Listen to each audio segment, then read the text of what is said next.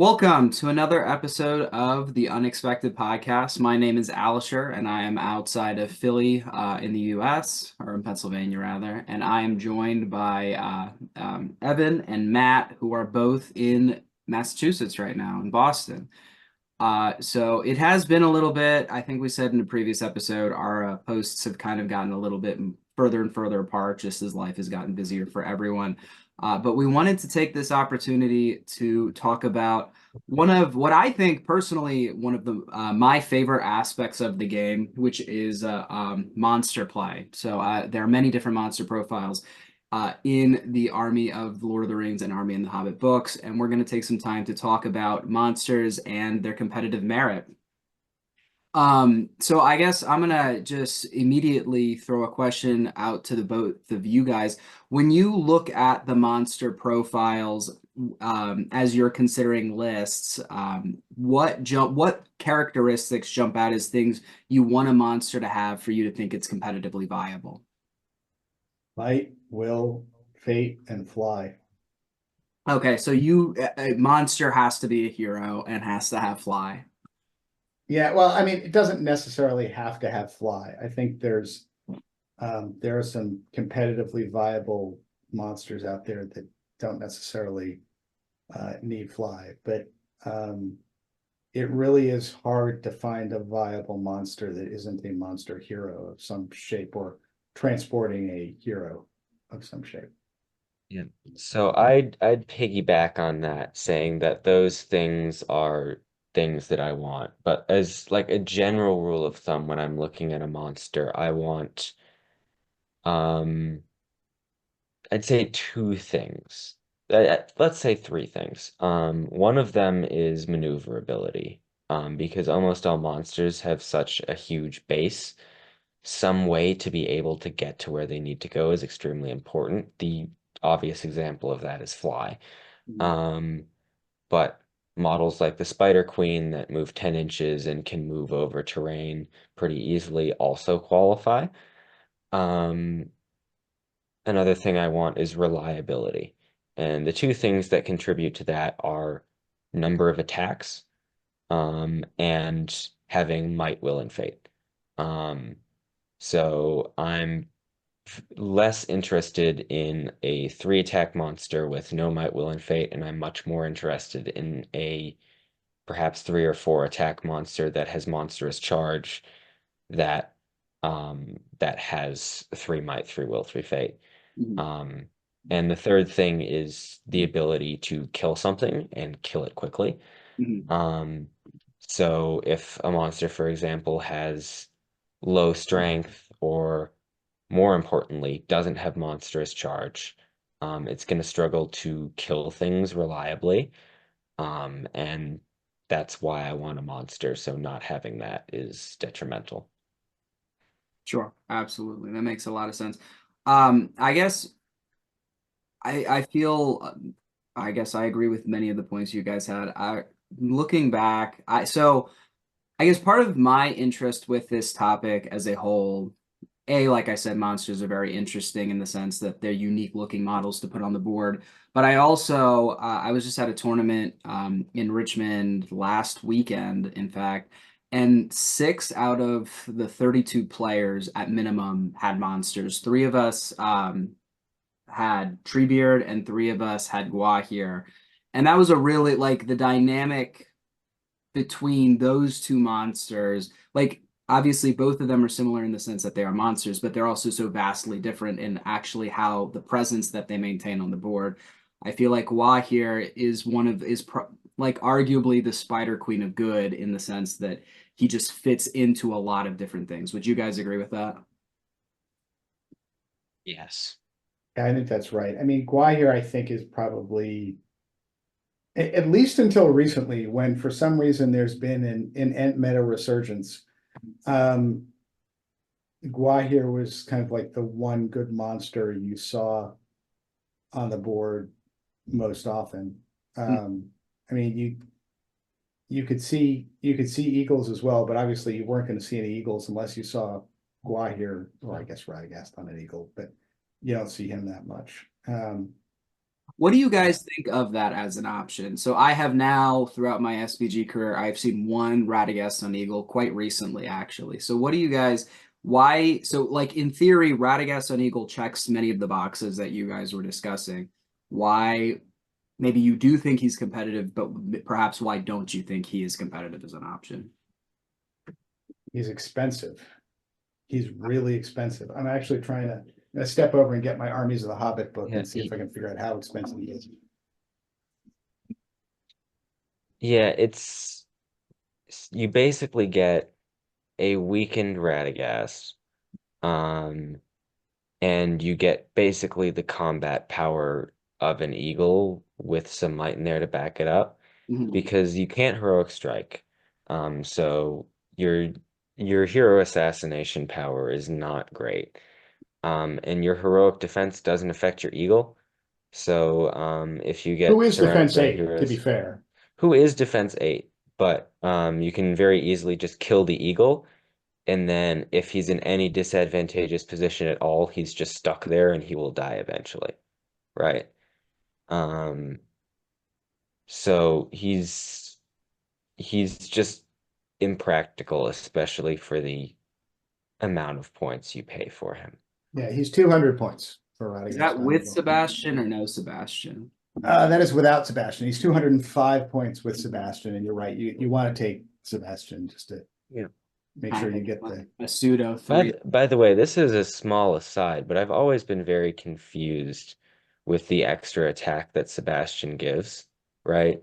Because it says you make a separate attack at strength 1 and fight 1, but the highest fight always takes priority in the combat, right? Mhm. So why did they specify that it's fight 1 unless they wanted it to like be a separate attack that's fight 1? Yeah, it's a good question because I mean, Strikes? go ahead. The only thing I can think of is special strikes.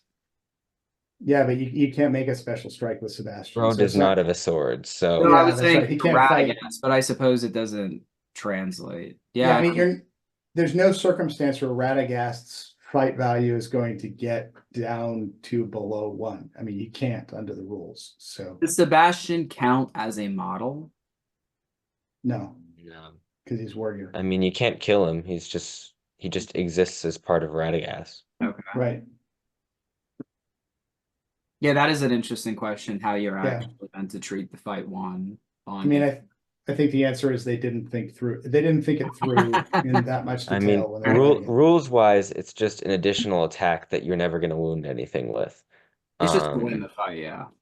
yeah, which is why would you ever not take that? Yeah. Um, but it's just weird. Yep. Um, yeah, so I mean, I guess it's worth, Evan raised the issue of, what happens if the eagle gets trapped, and I guess this is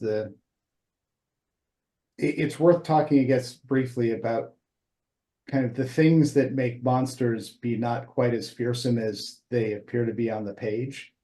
Because on the page, monsters look great because they have, high fight values and high strength and a lot of attacks and a lot of wounds and all the stuff you'd think you'd want.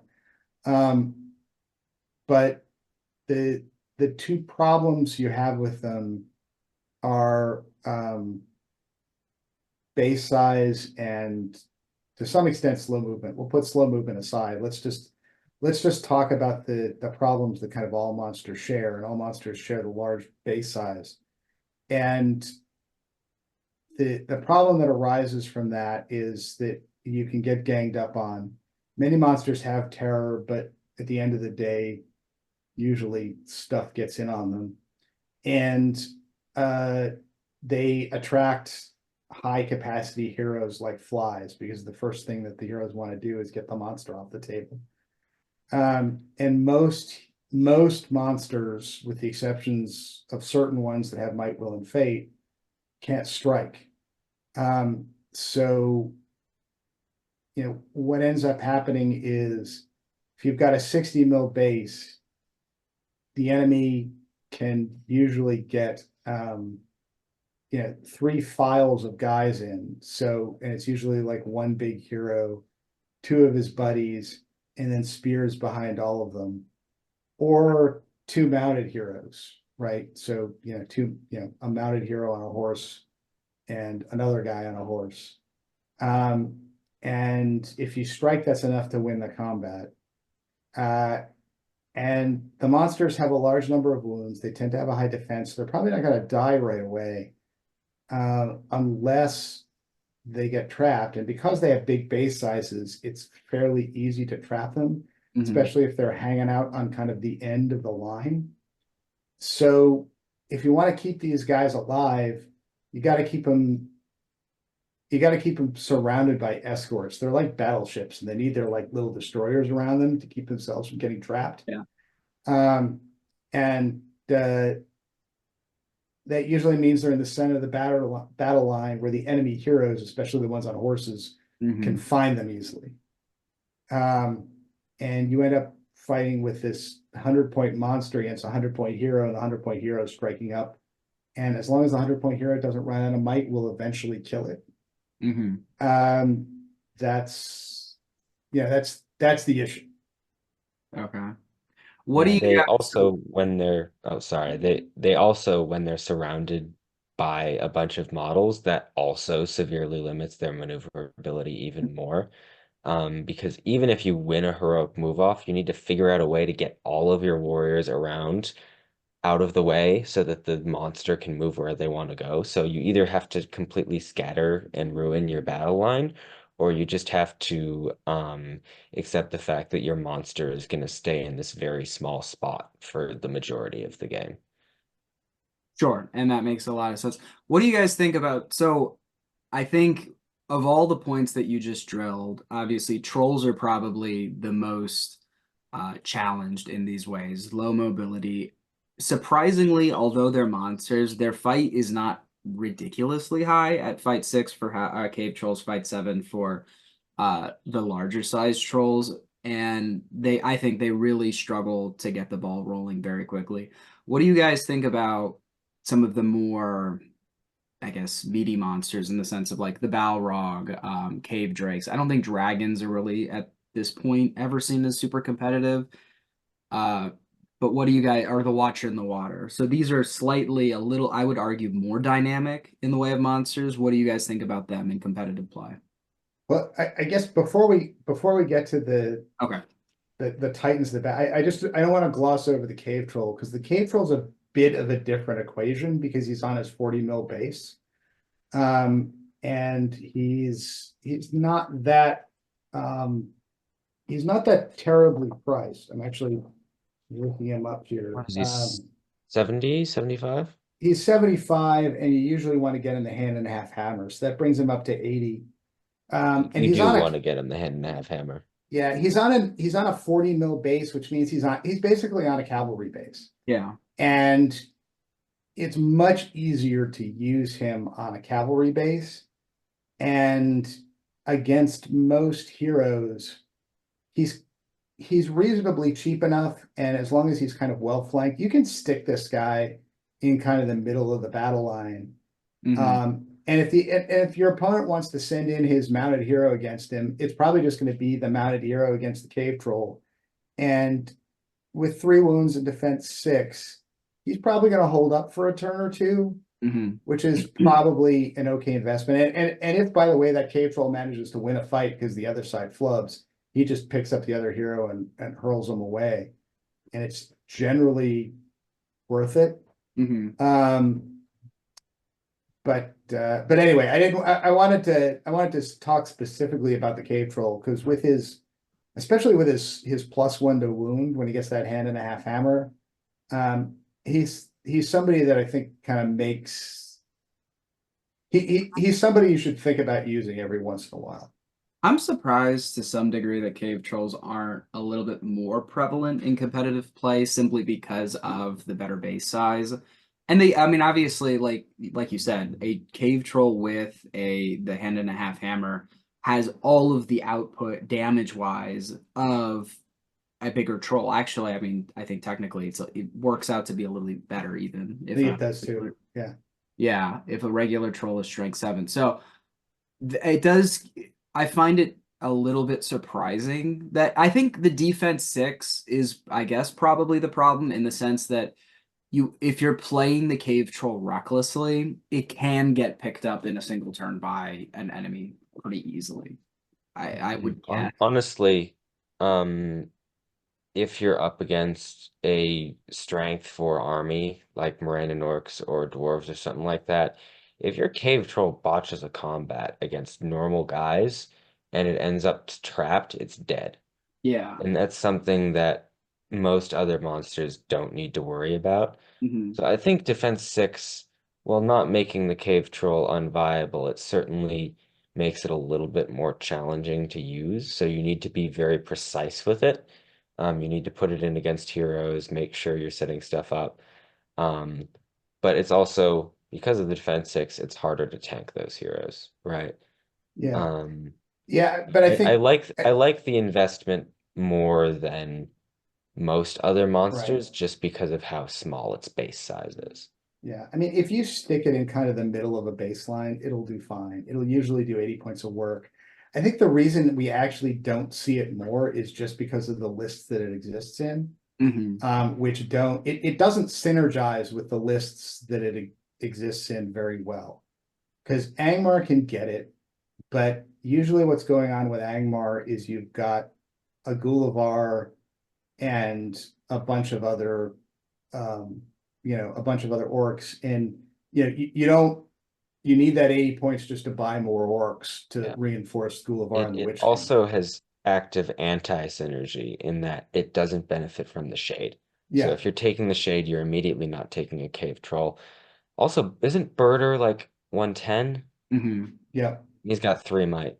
So like just take Birder, honestly. I take was going to Birder. ask, do you think Birder doesn't see the tabletop because he is largely outshined by Gullivar? Because in theory, Yes. like Birder checks off a lot of boxes, has strike, has 3 might, is a hero of valor, even like, is it really just that Gullivar is that much better in the list? Yeah, that's the answer. I mean, Birder's not bad. The only real problem with Birder is that he's slow. Okay. Um, but I mean, Gullivar and the Witch King are just so much more. I mean, it's Birder works very good with lower points shade builds Yeah. because he does benefit from the shade and he's got that small base. mhm, Um, so he's got all the benefits of the cave troll along with having a will point to resist emergency magical powers and 3 might points, which are obviously extremely yeah. impactful.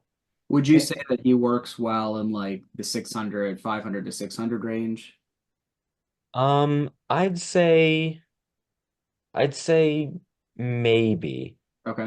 I think he works well in some Angmar builds in the 650 to 700 range. Okay. Yeah. If you're not planning on taking Gullivar, because Gullivar is a very big investment at those points levels, and if you're not getting what you want out of him, you've lost the game.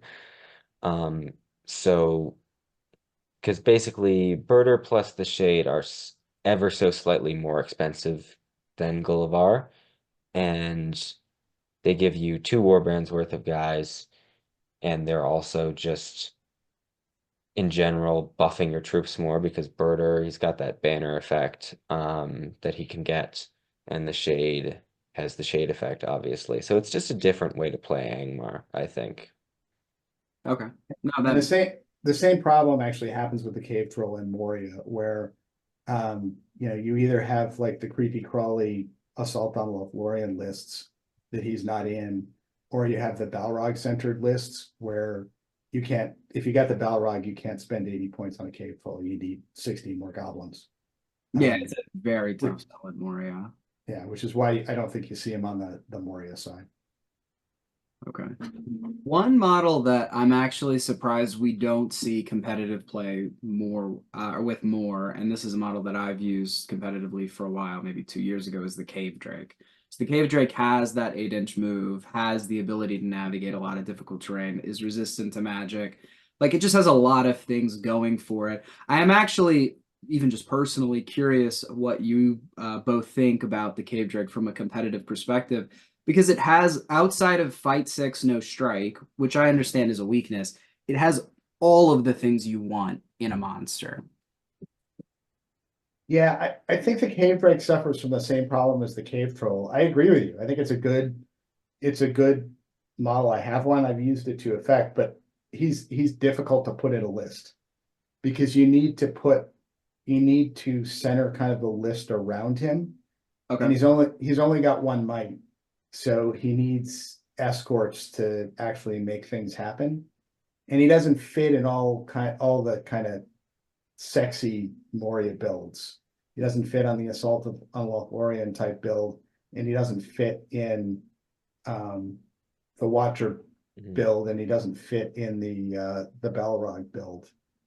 So remind me, the Drake has Woodland Creature and Cave Dweller, right? He I can think move through it's woods and yeah, mountain dweller and woodland creature. yeah. He's another one, by the way, Yeah. that's good at low. He's good at low points, just as the centerpiece of a list. He's actually kind of really scary at like the 400 to 500 point level, where Okay. you get him, you get a captain, and you get a bunch of goblins, Mhm. and you know it's hard for armies at that level to figure out how to deal with him. The problem with him is he's just big, Yeah. Yeah, that's right? Like the cave troll's got a 40 mil, he's got a crazy big base. Big one. That's Yeah. also an oval, which means it can be annoying to maneuver around and get him into places you need him to be. Um, and I think having that base and not having fly, despite the fact being able to move through terrain is good. Being move 8 is also good, but not having fly makes things challenging for him.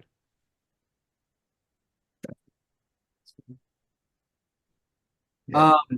Okay, so instead of just going through every monster profile and saying why are these bad, I wanna, now that we've covered a few, I think of the typical suspects, I think some other monsters that really do not get a lot of love on the tabletop would obviously be some of the trolls in the unique trolls in Excuse Azog's. me. Say that again. I said, excuse me. Sorry. Um, I think the trolls in Azog's Legion get outshined. I think part of that has to do with the fact that there are just so many other better things in Azog's Legion. You might as well take Bolgar Azog before you start spending a whole bunch of points in trolls. But kind of segueing away from individual profiles, we've kind of talked about it up to this point, but how do you build a list if you really want to say, I want to take monsters, I want to find a way where they work on the tabletop?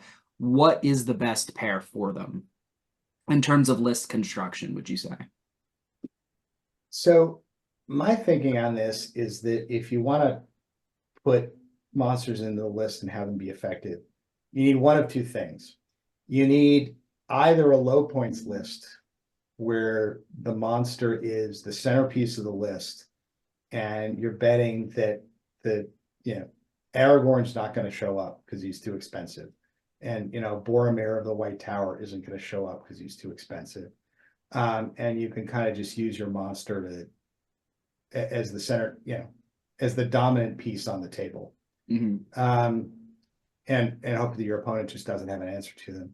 The other thing is really high point lists, where you've got your own hard hitting heroes and you're throwing in this monster just to add an extra tool in your kit. Because monsters, I mean, look, monsters do things that regular heroes can't. Mm-hmm. They can hurl, they can barge, they can rend, and those are all interesting tools. And they add an aspect of your army that the other guy's got to kind of play against and figure out a way. And in a big enough list, the fact that you're investing 100 points in getting these tools is not that big a deal, because if the other guy kind of devotes enough resources to killing this monster, Mm-hmm. then it may be that the rest of your army will be winning in the meantime anyway, and Mm-hmm. it's worth that 100 points to kind of make the other guy counter program. That's my thinking on it. Okay.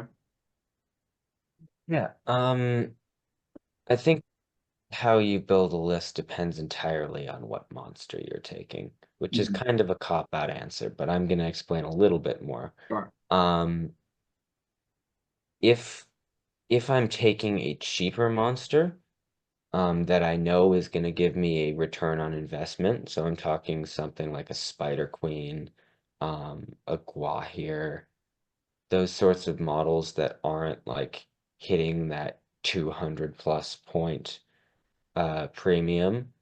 And I know that these are just like very like economical monsters that I know are going to be effective on their own, then you don't need to worry as much, right? Like the Spider Queen can fit into many points levels of lists.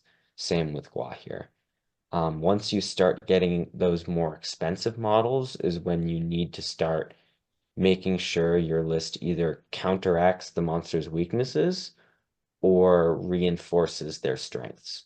So, for example, Gullivar isn't good because just because he is Gullivar. Gullivar is good because Angmar works very well with him and can support him, right?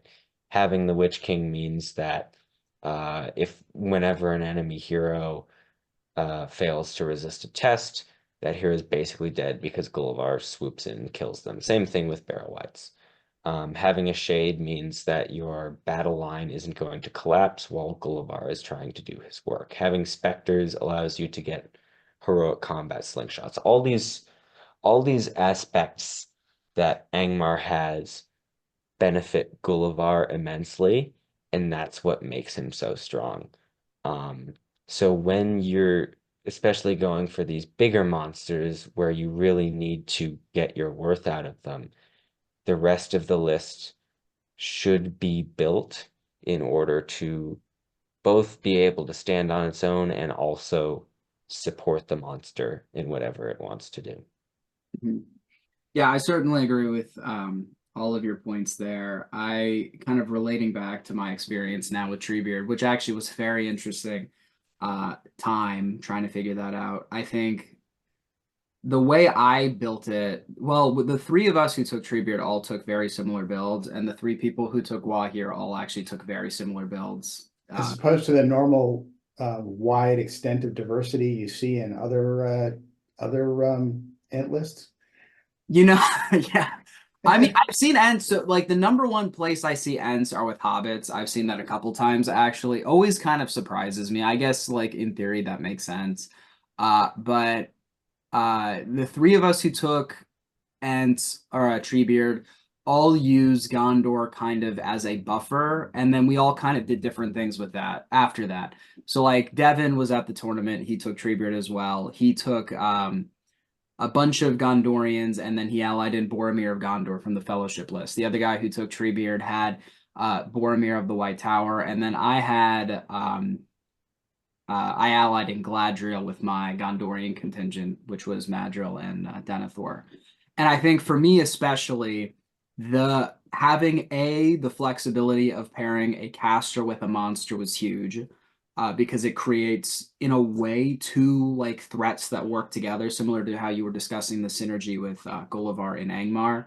Very different, but touching on that a little bit. But then also the numbers. I was able to get 44 models in my army at the 800 point range, and having not like an exceptional amount of models on the table, but just having slightly above average really was convenient in the sense that I could focus on trying to get traps and set up Treebeard up nicely. The one thing that Treebeard has that I actually think is way better than Gwahir is that Treebeard's might can actually be used for the army instead of simply just himself.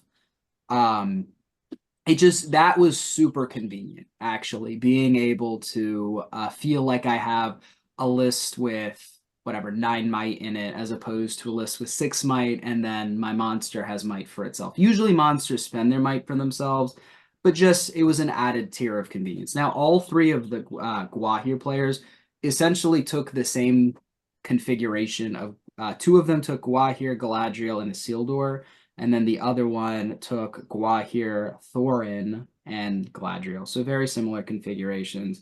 And really, I guess just that it builds on the sense of having like continuity within the list, especially the caster monster combo is very Good. I feel like almost all of the competitive monster builds I have or I've seen include magic to some degree. I don't know what either of your experiences are with that.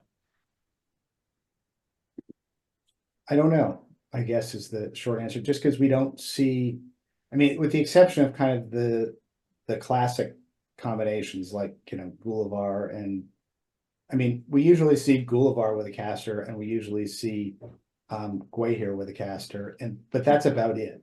Okay. Um, I think part of it, I think I can see both ways. Part of it I think is coincidental, and part of it I think is that they synergize well. Um, Generally, so the three monsters that you probably see the most are Gwahir, the Spider Queen, and Gullivar. I'd say. Um, and the armies that you take them in generally have that sort of tendency, right? Angmar, I have yet to see an Angmar army without casters. Um, uh, Spider Queen, you'll usually ally in with Mordor. And if you're doing that, then you're almost definitely going to have a Wraith. And Gwahir, the general rule of thumb you have with a Gwahir build is you take Gwahir, you take some cheap troops to fill out the numbers, and then you reinforce your battle line with elves. And who's the best model to be able to reinforce that battle line with elves? Galadriel, right?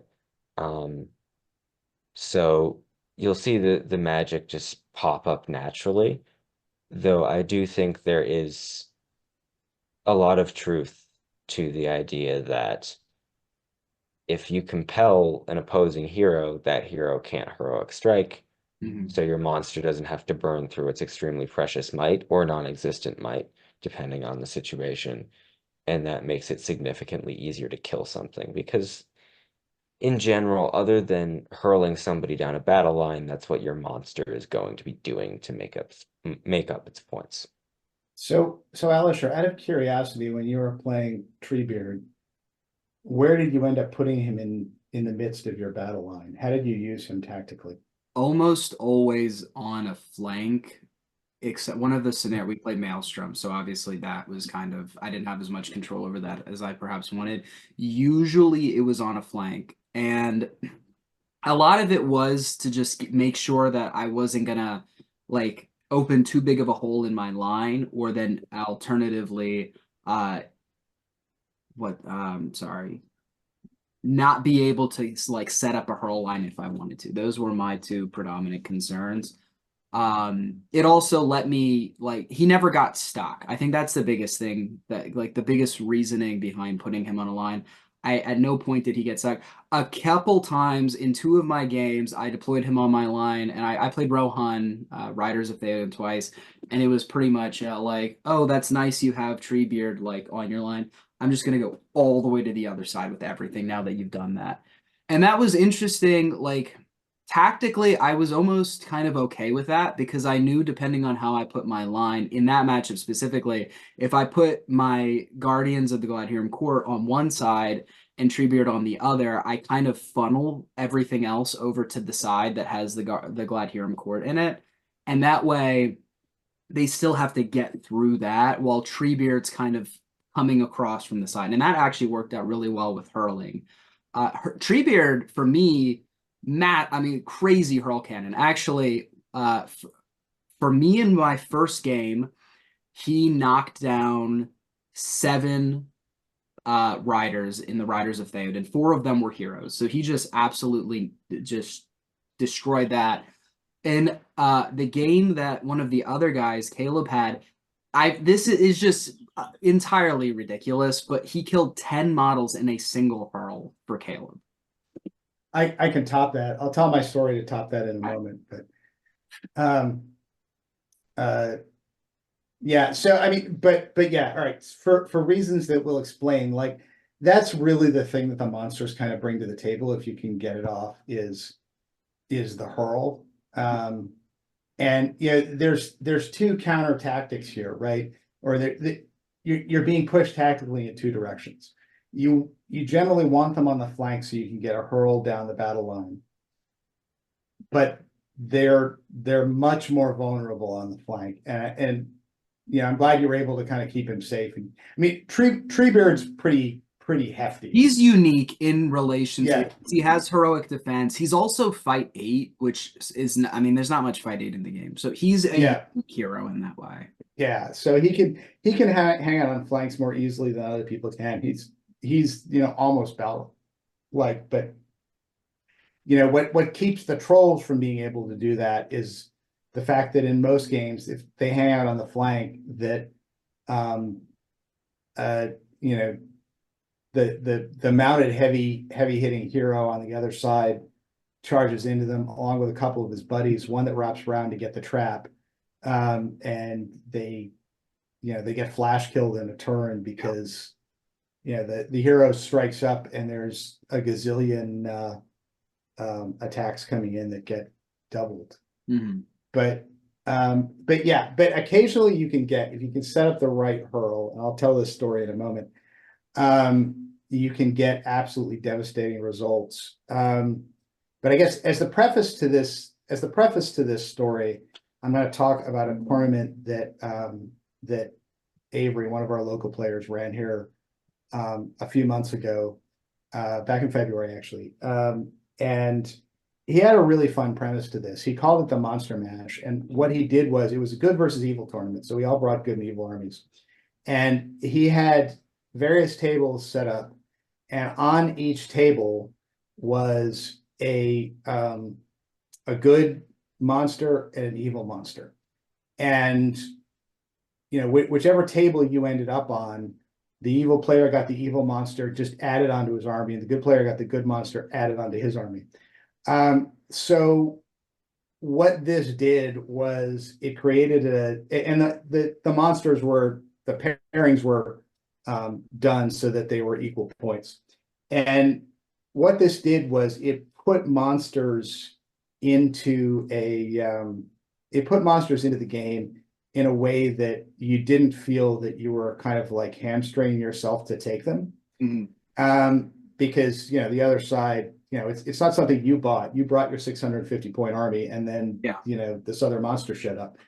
And the other side had the exact same thing. And it created all sorts of tactical situations that people just weren't used to playing, because we aren't used to playing with or against monsters. And in particular, we aren't used to playing monster on monster matchups, which produce some really interesting results. And there's one table that I played on. It was the final round of the tournament. We were on top table, and this particular matchup had the Balrog. And I had actually brought Moria Goblins. So I had Moria Goblins and I had the Balrog. So it was some nice synergy there.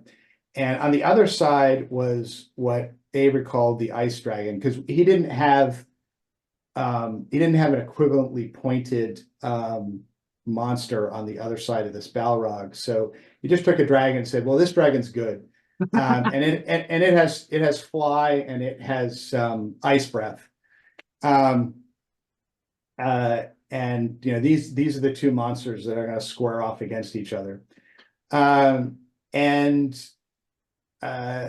The guy I was playing against, Frank, we played a couple turns, and the way I play the Balrog, by the way, is I tend to use him as kind of a quasi watcher in the water. I'll have him wade in eventually, but most of the time he hangs out behind the line and he tries to like whip enemy heroes and bring them back over the line to him and kill him. So what Frank decided to do with his Cave Drake was he was going to try and deep strike. I'm not quite sure what his plan was, but he sent the dragon kind of hopping over the lines into a couple goblins, to a point where the Balrog basically had to react to him and had to go into him. So I charged the Balrog into him. So we're going to have this Balrog dragon fight, and I think I had like 2 goblins in the fight too, which are the ones he was originally attacking, because he was basically going to go attack them, kill them, jump yeah, he was gonna call heroic combat, jump someplace else, and then do a hurl down the battle line. That was his plan. So the Balrog goes into him, and we fight, and the dragon strikes, does not strike up high enough. Oof. We roll the dice, and if for whatever reason, this is the one of two times in recorded history where the Balrog doesn't flub his dice, and we get a 6. And so so we win. And I'm looking at this, and I'm like trying to figure out what I'm going to do. I'm going to rend or whatever. And I look at the table, and I look behind the dragon, and this is the big oval dragon, and I come into it sideways. So this is like a 4-inch wide dragon. And I look behind that, and there's just like this whole scope. There's like an entire battle going on behind this dragon. I go, huh, I'm gonna hurl. Okay. So I roll the dice, I get maximum distance. So this dragon goes back in a swath through, there must have been like 20 models back there. I mean, I had a few goblins, but amongst these models back there was a bunch of Rivendell Cav and Glorfindel on horse with full stats. And I'm like, huh, I'm gonna hurl. So I roll the die. He goes the maximum distance. He cuts a swath right through this stuff. One of my goblins, oddly enough, actually gets a wound on the dragon. And the dragon then, as he goes backwards, we're rolling the dice, we're rolling for the 6s as he goes backwards. And he has, I think he burned up like a fade or two trying to fade off this wound and didn't work and just let it go through. But he takes enough 6s so that the dragon dies from the hurl, going backwards.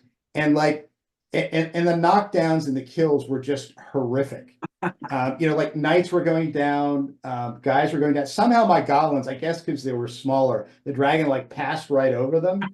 They got knocked down, but they're like still alive. And meanwhile, these elves and these Numenorians are just dying like flies from this dragon. And of course it goes right through Glorfindel and knocks him off of his horse. But then, I killed the dragon. And of course the Balrog had called his free heroic combat because why not?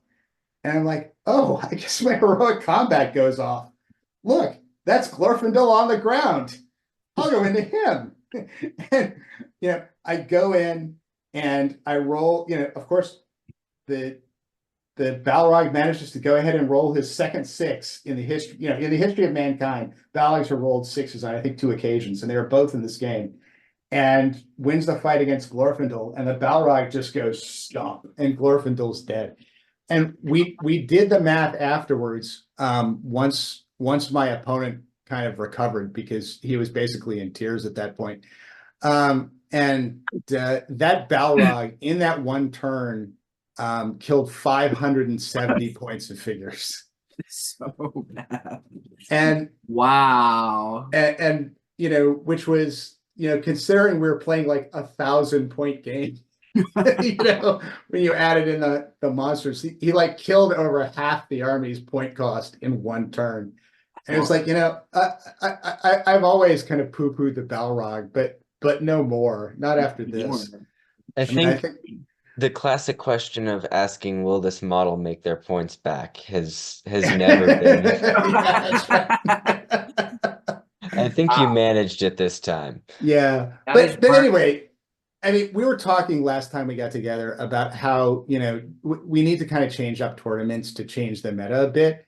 And this was really a brilliant way to do it, inserting these monsters, because all sorts of interesting interactions came in. Because, I was desperately trying to keep the Balrog safe from getting the ice breath blown on it. And, he was doing all sorts of other things to get stuff. But this idea of like monsters hurling other monsters and the damage you could do with that, just you would never have seen that in a normal tournament game. And I just thought it was a brilliant concept that Avery came up with, and it was a whole lot of fun just to see all these different monsters squaring off against each other, because it unlocked a whole bunch of interesting stuff that's in this game that you don't normally see in the normal tournament meta. Monsters like can be quite dynamic. I know, just like even since for whatever reason, at least in my sphere, I've been playing against more monsters, like even just having to consider like what happened, like protecting yourself against a barge or like a hurl is obviously the most like well known, like this could happen.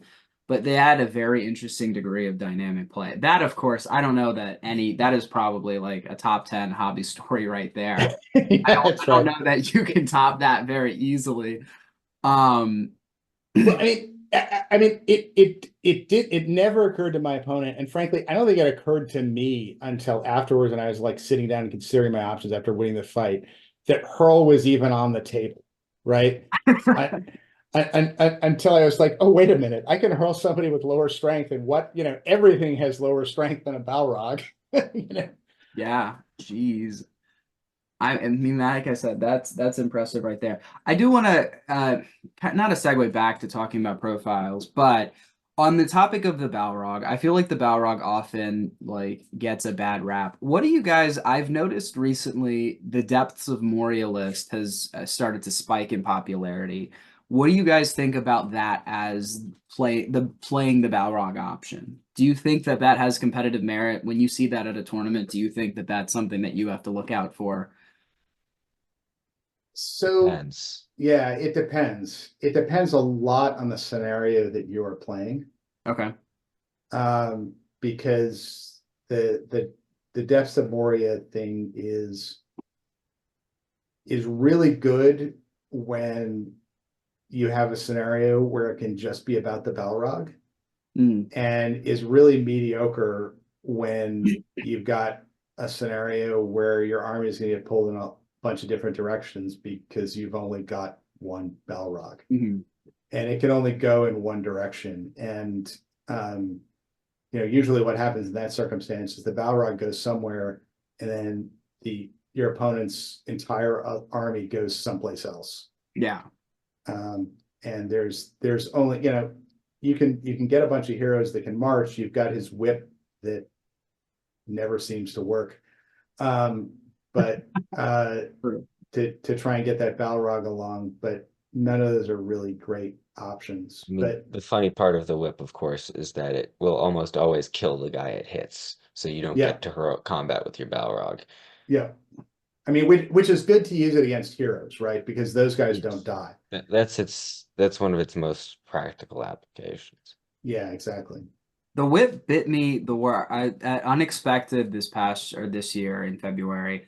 I was playing as the ringer, and this is actually where, for me, anyways, the idea of playing Treebeard came up because I threw together a ringer list with the Balrog, with Treebeard, and it was a game of seize the prize. Thranduil had the prize and was like trying as fast as this was like a Thranduil with nothing on him. It was just like trying to get a cheap hero of legend. So Thranduil has the prize, is like running as fast as he can to the board edge. I'm like, he comes standard with the Elven Cloak. There's like terrain. I'm like, if I can just get one more turn to like get him behind the terrain, I can't. The Balrog, my opponent like picked that up. The Balrog whipped him into combat and killed him. And I was like, I've never seen this stupid whip do anything before. And now Yeah, here it is right now, getting my Thranduil in crunch time. But I yeah. do agree with your points. I've played against the Depths of Moria Legion 3 times now, and I feel like it. The interesting thing, the thing that they give that I actually think makes the biggest difference is that because the army doesn't break unless the Balrog loses half its wounds, it can really hold positions on a board well. So like you can be a little bit more scattered with your goblins than perhaps you otherwise would be. But I mean, the Balrog is a very, despite the things that they gave it in this edition, does feel like a static model at times, especially if it can't get going with early combats, I would say. Yeah. Yeah, I mean, I mean, it's the list is nice in the fact that it simplifies your game plan a lot, and I think that's why it might have such popularity. Right, you don't have to worry about breaking. You don't really have to worry about leader kills or wounds. You don't have to worry about banner points because you got your drum sitting in the back of the board. So you really only need to worry about objective points. Um, and that allows you to sort of focus your efforts a lot more.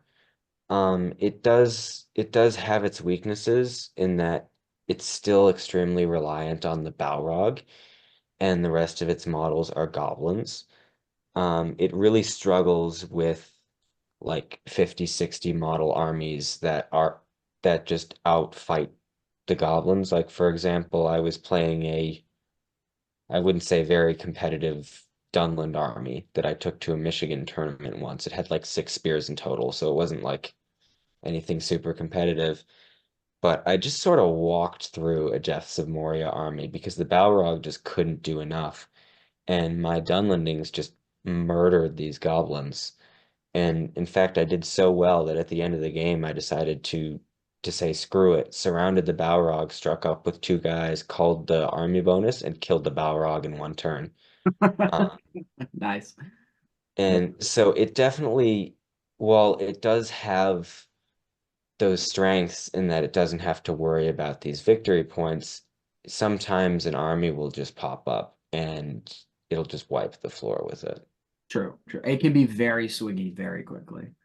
Yeah. Um, all right, the last thing, so there are different, obviously different monster types that we haven't discussed. Some of them are just naturally like they work in their lists. The Goblin King works in his list. Um, Sauron is kind of such a niche monster that I don't know that that's necessarily worth discussing. The last thing that's actually monster oriented that is By the you way, Sauron will actually get extremely offended if you refer to him as a monster, even though he has the keyword. So true enough, true I enough. just So want I have to to take do that that. into account. Yeah, yeah. So that's actually the reason why we're not including him in this discussion. We don't want to offend the Dark Lord. Yeah. But the last profile or kind of type is war beasts. So I'm going to classify these in, I think they do have the monster keyword. What do you guys think about the obviously Mumax, but also Great Beasts of Gorgoroth in competitive play? Um, So Mumax are almost a game unto themselves. mhm, I mean, when you're playing a game against a Mumac, you are not playing SPG as we know it. You're playing this like side game, which I don't want to necessarily denigrate. You know, I do, but I'll let you finish. yeah. Because I've actually had some fun games against Mumax, but you I need to haven't. go, you need to go into that game going, all right, I am now playing a different game. And I need to figure out how to play it. And you need to get yourself in like the Faramir mindset of all right, I gotta figure out how to ambush this thing, and I gotta surround it, and I gotta shoot it, and then I gotta send my guys in to take it in the flanks, and then I gotta take it down all at once. And you gotta come up with your plan, and you have to, in order to have fun in that game, you need to kind of go into it with that mindset. And on the other side, if you're going to take the Mumac, you have to be like, I'm going to blunder around on this board, and I know I'm probably not going to win because I'm going to run into terrain, and the other guy's going to hide from me. I'm not going to get at him, but I'm just going to have fun maneuvering this battleship around, and maybe at some point I can trample stuff. We'll talk about the Great Beast in a moment, but like I said, the Mumac model is a game unto itself. Go Yeah, ahead, I Evan. mean, I don't like Crap war on the beasts. Mumac. I do not like war beasts. I think they completely invalidate a lot of the game, and they make it really, really swingy, right? You can be playing perfectly against a war beast, and then you can lose a move off and lose your entire army. Um, Especially in some specific scenarios, like in Maelstrom of Battle scenarios, sometimes you just lose immediately, right? You deploy on the board first, and then the War Beast comes on second, tramples your entire army. Congratulations, the game is over. Well, there Um, there are ways to minimize that, but go on. and oftentimes, the War Beast player is at least talking specifically with the Mumac, they're incentivized to play campy instead, just to sort of move back and forth and shoot at you because oftentimes they will outshoot you. especially because they have that extremely obnoxious 5-up in that way, which why it's 5-up is anybody's guess, but it is. Where is that, by the way? Is that an FAQ? I've always played it as It 4-up. actually, I think that it's questionable. I think whether or not it's technically purpose-built fortifications. I think that's where the argument comes from. So that's why people say it's a 5-up. Um, Nobody ever but plays that. I've had people try to play it against me. All right. Um, Yeah. Actually, so have I, come to think of it. Yeah, I don't know. Every time I play, everybody's just said, everything, every in the way on the board is a 4-up, regardless of what it is. We're not gonna argue whether this is a bush. Either this way, is a it purpose-built effectively fortification. That's changes an the defense. episode for another time. Yeah. arguing about It what- effectively changes the defense of the riders from 4 to 6, is Yeah. basically how it works. Yeah. Because it adds a 50% failure chance on top of it. Sure. Which means that it can be extremely hard to outshoot even for blinding light armies. And oftentimes armies aren't equipped to kill that thing. And honestly, I feel like a lot of my complaining just has to do with the Mumak War Leader, because I think the base Mumak, they they built weaknesses into it that are fair. Um, like it doesn't have a lot of might points. Um, it's, you can call heroic moves against it. Its courage is exploitable. And then they put the war leader in, and the war leader's got courage 6, resisted to magic. It can cancel heroic moves. It's got 3 might. Um, and the issue is that because the war leader is so good compared to the other Mumak, that's the only thing you'll ever see. And it just creates a very like swingy matchup specific game, where you as a player either have to play super campy and run away and try and play mitigation and get the objectives, or throw your guys into the Mumak and pray that you win heroic move offs. And that is not why I play this game. And whenever I have to do it, it's extremely unfun for me. I mean, I have to say I have played a couple games against the Royal Mumak, and I mean I have enjoyed those games. You have to kind of know the rules. You have to be on kind of the right table, because if you play it on a billiard table, it's a problem. But if you play it on a densely terrained board where the Mumak can't go anywhere, it's no fun for anyone. So part you of play the it on a- problem is that all of the times I've played against a Mumak have been in Europe or the UK. Oh, So they've okay, just you're been playing on a- walking across a field, just Yeah, like with yeah, nowhere for me to go. Yeah, it's always baffled me why all the battlefields in Europe and the UK tend to look like they're in Kansas. But yeah, I mean, the last time I played against the Royal Mumak was actually at Nova, and I played it on I think it was a Minas Tirith board, but it was a whole, there were a bunch of buildings. There are plenty of places where the Mumaks could go. There were squares and stuff, but there were plenty of buildings in which like folks could hide and then like run out and ambush the Mumak from behind. And it was actually a really fun game. And I think he destroyed like I think he destroyed like a third of my army, but I did end up, there were 2 Mumaks. There was the war leader, another Mumak, and he had very few guys in the Howdah, which I think is actually a mistake. I think you generally want to fill those Howdahs if you can. And no escorts. So I did manage to take both Mumaks down by the end of it. But it was a fun little strategic game to try and get that done. And it's like, it's like, which hero are you going to sacrifice to stop the Mumak charge?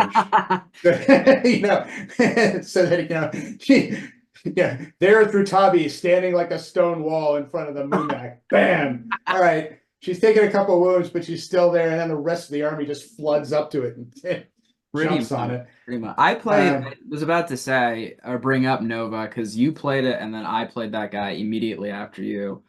And it was like Mumax, I would honestly prefer them not to be in competitive play, not because they aren't a lot of fun, but because it's either a really bad time for you or it's a really bad time for your opponent. There's very little, well, very is a strong word, but there's usually little flexibility there. For me, the game was I sat there and I said like, so this isn't like we were going through what was impassable, and then I was effectively like, okay, well I'm just gonna like camp here, and my two wizards are just gonna like shoot you with magic, and eventually my bird's gonna come at you because I had Guahir that year. So that at a certain point that doesn't get to be very fun. But I do see I like kind of the comparison of like the Mumac is like a battleship on the table because that is exactly what it kind of looks like and feels like playing it. Yeah. So, But yeah, so look, I sympathize with the players who end up fighting against the Mumac and don't have any capability in the army to deal with it and don't have a fun time.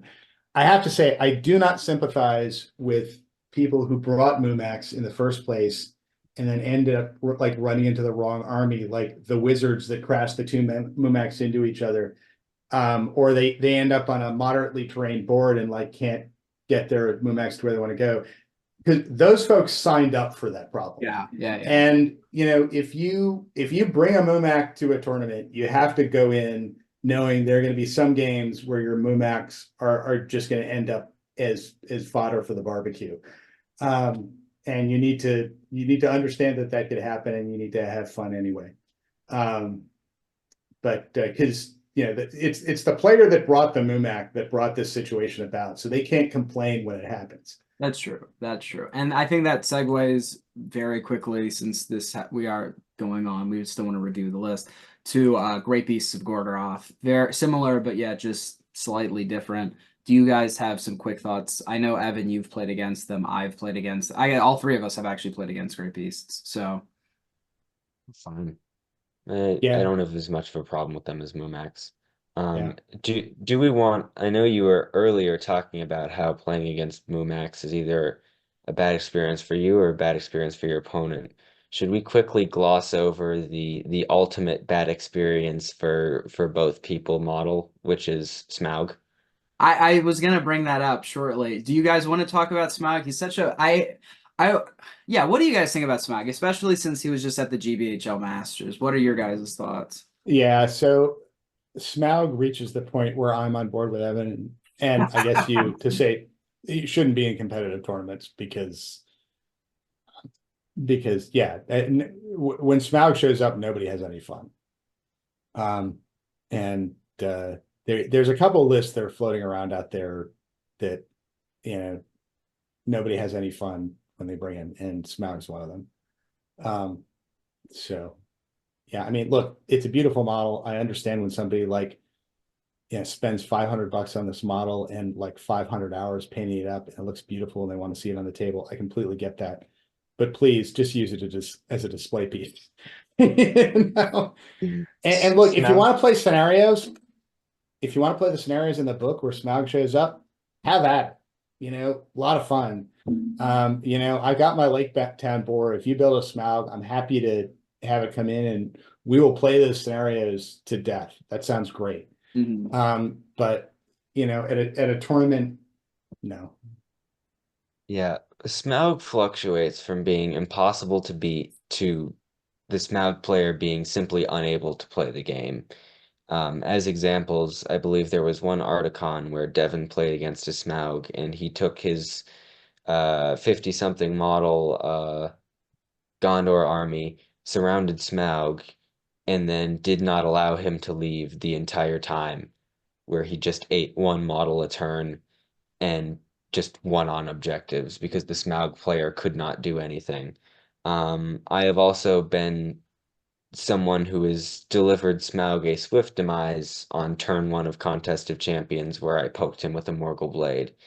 Um, so I'm inclined to agree that both ways, like either you can deal with Smaug or you can't deal with Smaug, and you either get a scenario that you can win against Smaug or you get a scenario you can't win against Smaug.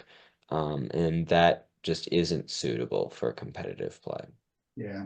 Yeah, we talked about the great beasts, and I suppose I should tell my Great Beast story, because this is a cautionary tale for those out there who want to bring Great Beasts, and in particular, more than one Great Beast.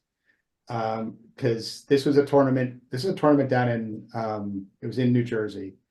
And it was the first round of the tournament, and I get paired against the guy who's got not one, not two, but three Great Beasts.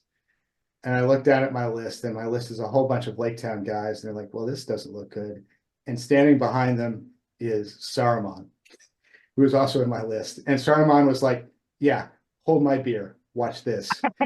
and like, cast Compel on the first Great Beast. The Great Beast fails it. And charges the second Great Beast. And for those of you who out there who don't necessarily know this, when one of these what are they called? One of these war beasts runs into something, either a terrain piece that it can't move over, or another war beast. They take 3 strength 9 hits. And if they run into another war beast, that other war beast also takes 3 strength 9 hits. And so, like, one war beast runs into the other war beast, and they each take their strength 9 hits. And of course, both of them fail at terror test, because they've taken, 3 wounds at this point. And so they're going to be stampeding again. And the next time they end up stampeding into the third Great Beast, and I think I actually used Saruman to move that third Great Beast to some place where those 2 Great Beasts would trample into him. And it was literally like Saruman cast 2 or 3 spells, and all 3 of these Great Beasts were dead just by charging into each other. So yeah, that's another thing to be aware of if you're like, ooh, if one Great Beast is fun, 2 must be more fun.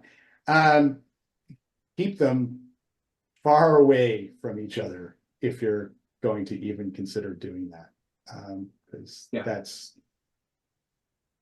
not a thing anyone wants to have happen, except for Saruman, who was giggling with glee and pointing. Saruman's all here for it.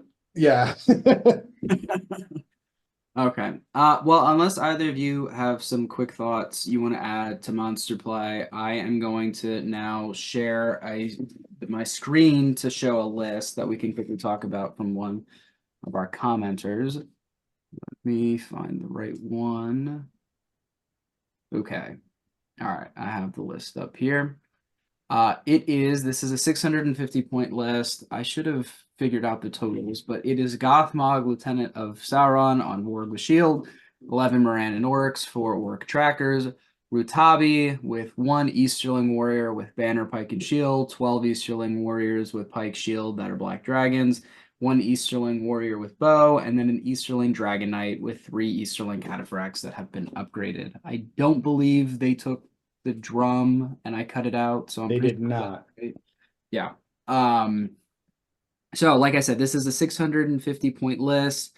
It looks to be hovering around the 34 model range. I think it's 35 if I've Okay. done the math right.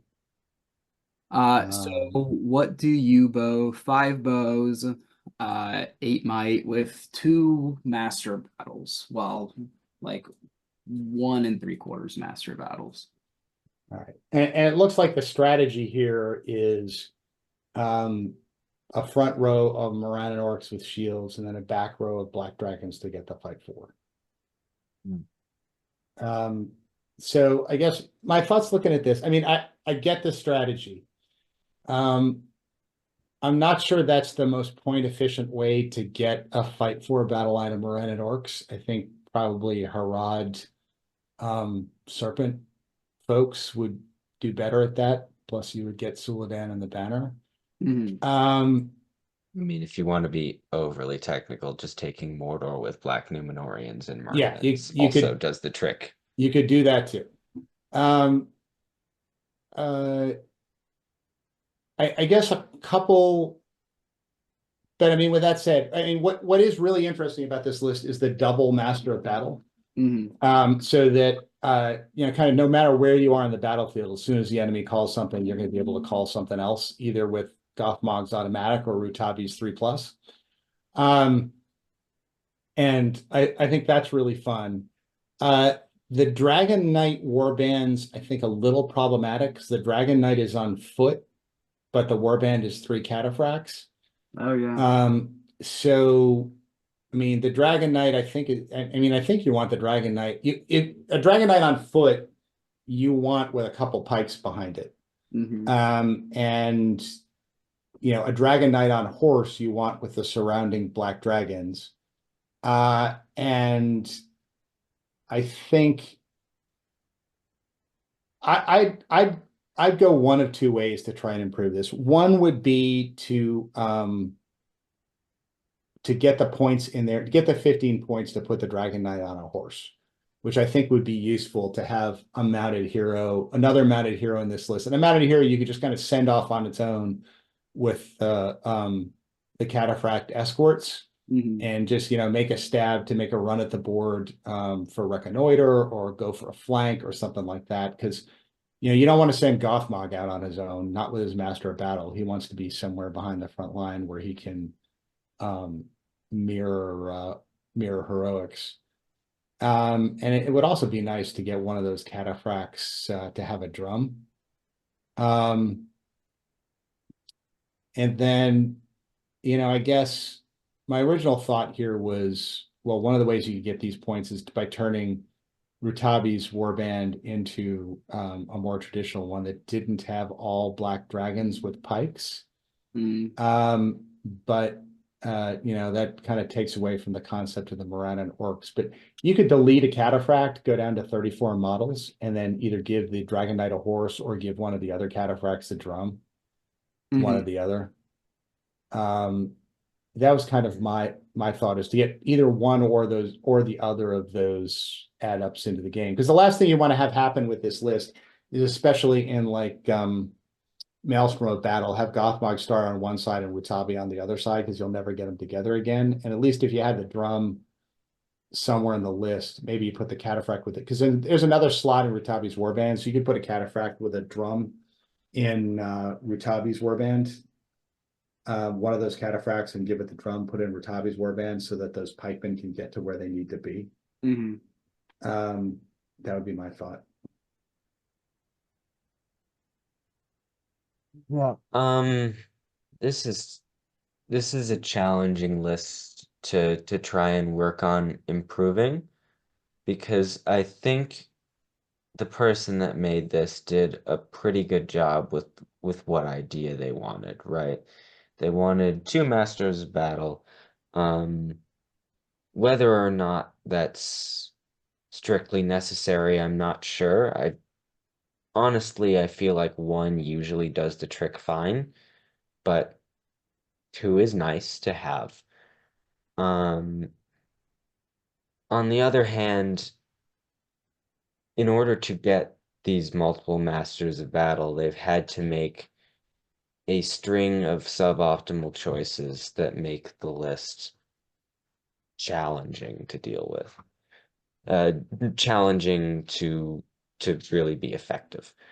Um, right, because first off, they've got Morannons in front.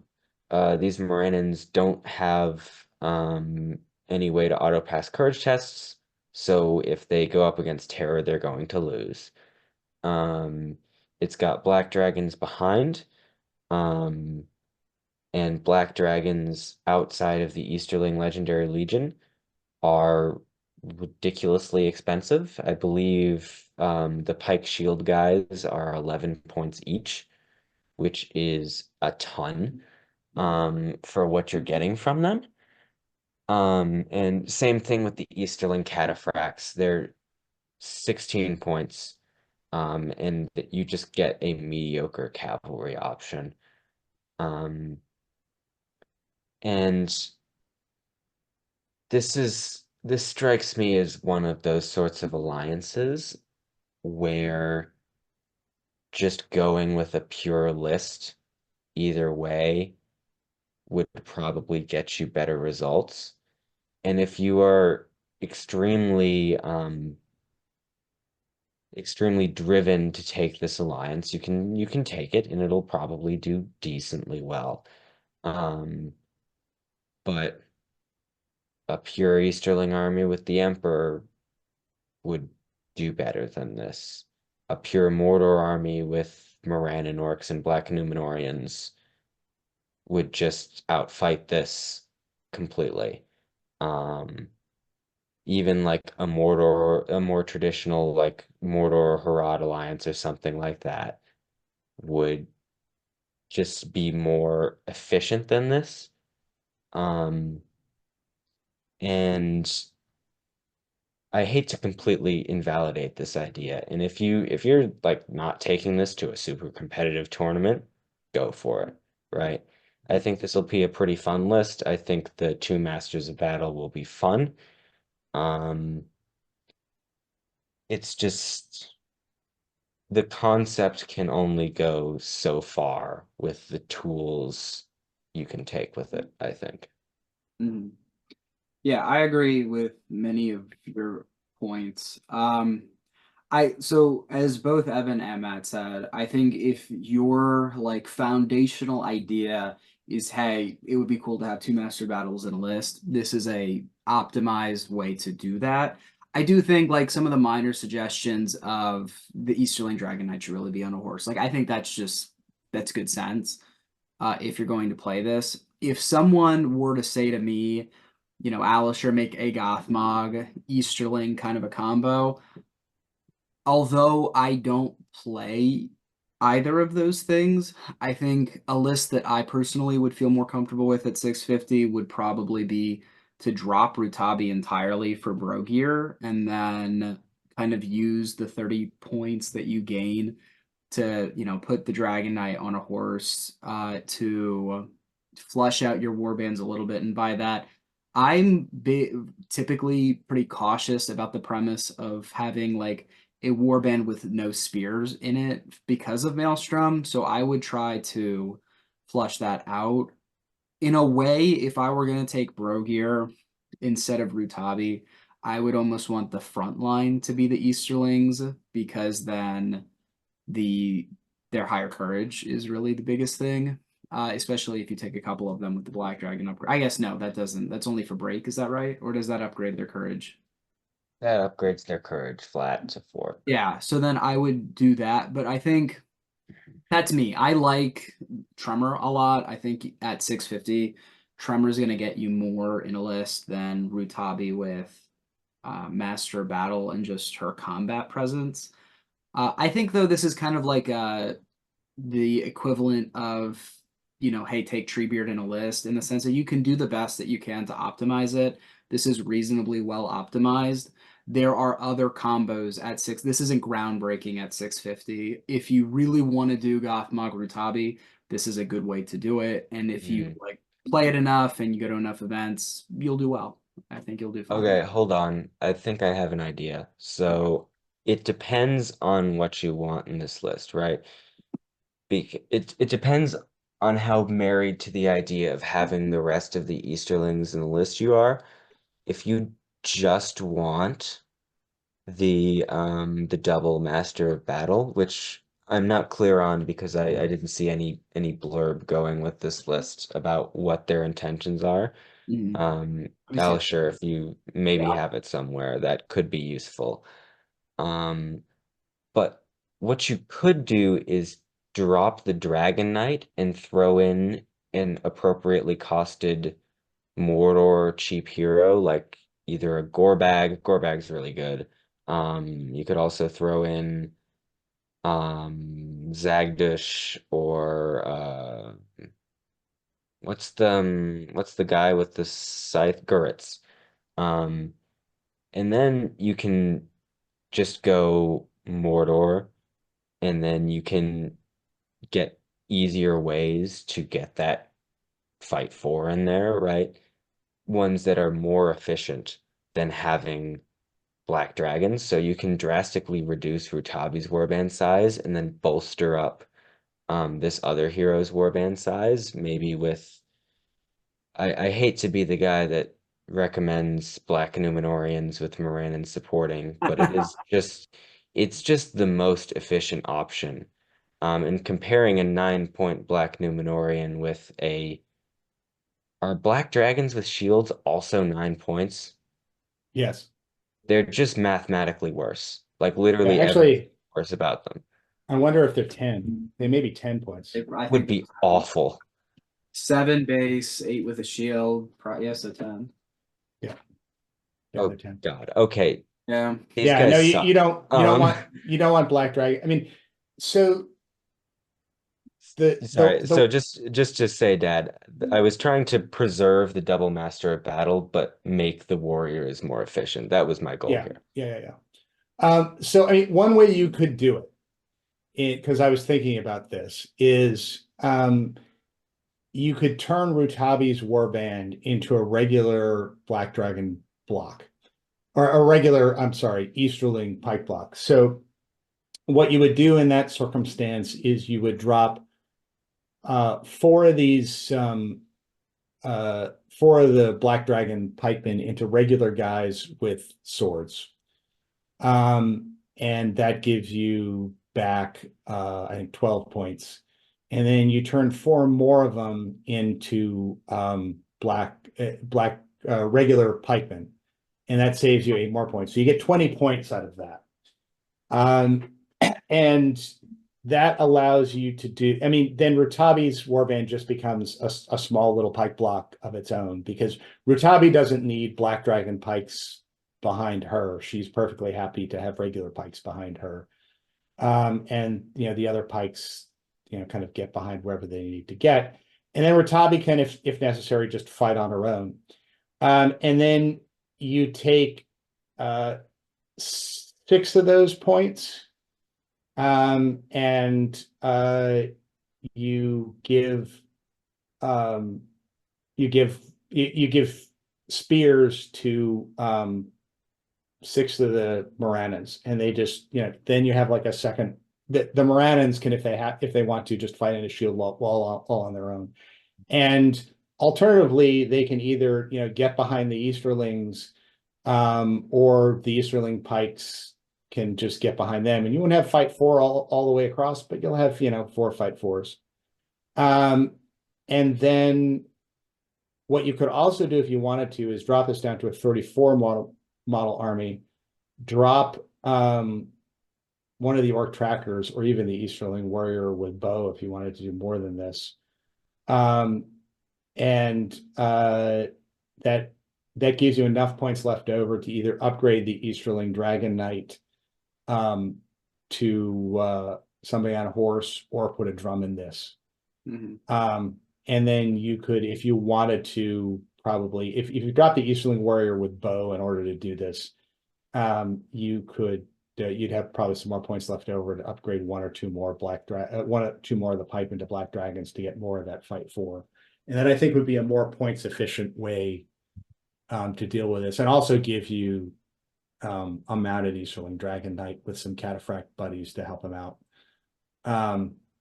You could also, by the way, drop one of those cataphracts and give a drum to one of the other ones if you wanted to. Give you a 33 model army, but still probably enough with this. And that would mean that you could probably be sure of getting your Easterlings where you needed to get them. Yeah, I think there are a lot of small things that you could tweak around. I mean, kind of to Evan's point, if you really, in a way, could drop the Black Dragon from just about all of the Easterling pikemen and make the Morannon orcs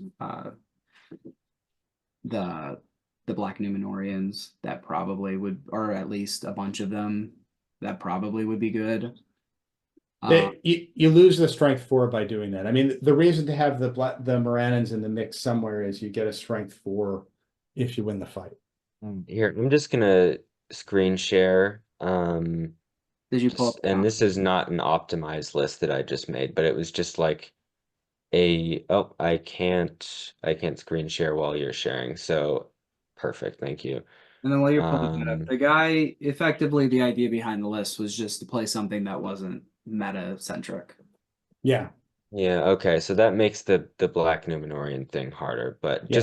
just to emphasize like how much you get from this, right? So I just made a completely like cookie cutter list here where I I got rid of the Dragon Knight, I put Gorbag in, I put in Numenorians and Morannons behind, so you keep the fight 4 and you get strength 4 as well. And then I put however many remaining models in Rutabi's Warband. And I ended up with 37 models, and this is without trackers or anything like that. So it's just a much more efficient list with more effective troops. And as you can see, I don't have the same spear distribution problem, right? I've got even warbands here. And this isn't saying you should immediately switch to Black Numenorians. This is more like, here, I'm going to stop sharing. This is more just saying in order making these decisions in this list means that you are forced to make these extremely inefficient choices, which if you make like one or two of them, a competitive list you can still make. But when you're forced to make all of these choices, it can really make your list suffer Yeah. in some instances. Yeah. Yeah. No, that's fair. I mean, I think if you do want to kind of keep the concept, I think you can make this list, I think, more competitive by having fewer black dragons. Sacrifice your fight 4 in some files, and then putting the Dragon Knight on a horse. I think that probably, I think that list would work out fine. Because I mean, at the end of the day, especially if you're going to take some of those points and give spears to half your Morannons, I mean, a Morannon with a spear behind a, black dragon, or not a black dragon, but a regular Easterling in front still gives you that front 4. I mean, you're going to be fight 3 in that file instead of fight 4, but against an elf, who cares, right? Yeah. Or a hero. So. All right. Well, that was another episode of the Unexpected Podcast. We will hopefully see you in a future episode where we talk about more things competitive and hobby-wise. But until then, we will see you. All right, take care.